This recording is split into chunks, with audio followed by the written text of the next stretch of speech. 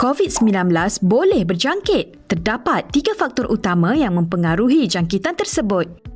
Namun tidak semua menyedari perkara ini. Pertama, penjarakan fizikal. Berapa jauhkah jarak anda berada dengan individu lain? Kedua, tempoh masa. Adakah anda berdepan dengan individu untuk beberapa saat sahaja atau berada untuk satu jangka masa yang lama?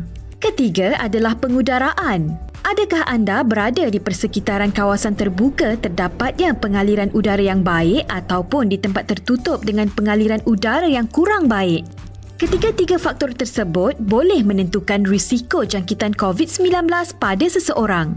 Apabila seseorang individu bercakap, titisan cecair pernafasan akan dihembus keluar ke udara. Sekiranya individu tersebut dijangkiti COVID-19, maka virus tersebut turut tersebar melalui titisan cecair pernafasan. Risiko jangkitan adalah tinggi jika anda bercakap dengan jarak dekat dan lama serta pengudaraan yang kurang baik. Tetapi, risikonya rendah apabila anda amalkan penjarakan fizikal 1 meter, singkatkan tempoh masa bercakap serta pengudaraan yang baik. Lebih selamat dengan pemakaian pelitup muka. Tetapi, bagaimana pula dalam situasi anda dikunjungi tetamu atau pelawat? Anda juga tidak tahu sama ada anda akan terdedah kepada virus dengan kunjungan tersebut. Dalam keadaan sedemikian, risiko jangkitan boleh dikurangkan dengan mengekalkan penjarakan fizikal serta meminimalkan tempoh masa berada bersama pengunjung serta membuka pintu, tingkap rumah bagi pengudaraan yang baik. Kekal berada di rumah merupakan tindakan terbaik bagi mengelakkan diri dan ahli keluarga daripada jangkitan. Ada masanya anda perlu keluar rumah kerana urusan penting, membeli keperluan harian, membeli belah di pasar terbuka seperti pasar tani atau pasar malam, mungkin risiko jangkitannya rendah. Tetapi, berbual atau berada lama dan dekat dengan orang lain boleh meningkatkan risiko jangkitan. Tambahan pula apabila membeli belah secara berkerumun tanpa penjarakan fizikal walaupun memakai pelitup muka. Bagaimana pula di pasar tertutup atau pasar raya?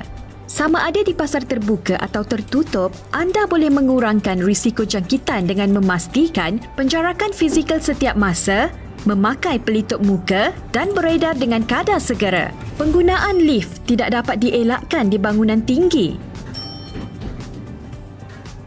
Ada masanya disebabkan tempoh menunggu yang lama, orang ramai akan bersesak masuk ke dalam lift.